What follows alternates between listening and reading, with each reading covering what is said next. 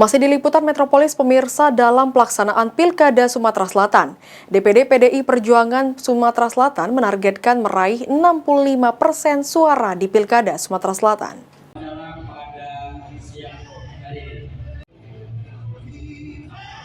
Untuk memenangkan pasangan calon yang diusung maupun didukung oleh PDI Perjuangan pada Pilkada Serentak 2024, DPD Partai Demokrasi Indonesia Perjuangan Sumatera Selatan mengadakan rapat konsolidasi bersama dengan seluruh kader dan pengurus PDIP untuk menyamakan persepsi dan pandangan dalam rangka memenangkan pasangan calon.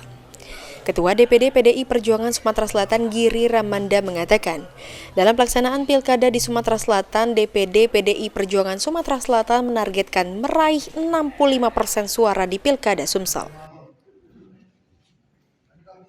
Ini kan PDI Perjuangan Kabupaten Muba mengumpulkan seluruh kekuatannya.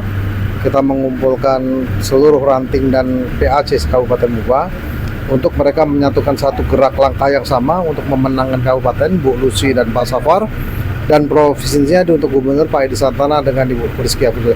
Dan mudah-mudahan dengan Raker Capsus ini semua paham kerjanya, kemudian nanti akan kita berikan pelatihan-pelatihan agar mereka bisa bergerak secara sinergi untuk memenangkan pasangan ini. Target menangkan suara sendiri Pak di pilkada ini? Ya, kalau untuk Kabupaten Muba kita berharap kita bisa dapat angka 60-70%, begitu juga dengan Gubernur di angka 50-60%, mudah-mudahan.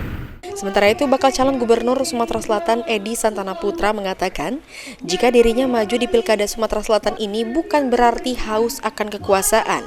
Namun ia mengaku dirinya haus akan pembangunan dan kesejahteraan rakyat, yang artinya dirinya merasa terpanggil untuk memperbaiki pembangunan di wilayah Sumatera Selatan, yang ia nilai dalam 5 tahun terakhir tidak ada kemajuan yang berarti.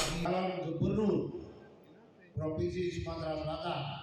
Saya kan orang infrastruktur, melihat perkembangan Sumsel 5 tahun terakhir ini, tidak ada pembangunan yang berarti yang dilakukan provinsi. Kalau presiden banyak jalan tol itu program presiden. Nah inilah yang mengatur hati saya, yang saya sampaikan tidak harus kekuasaan, tapi harus pembangunan. Hal-hal yang belum bisa diwujudkan 5 tahun terakhir kita akan di pelabuhan Tanjung Jarak.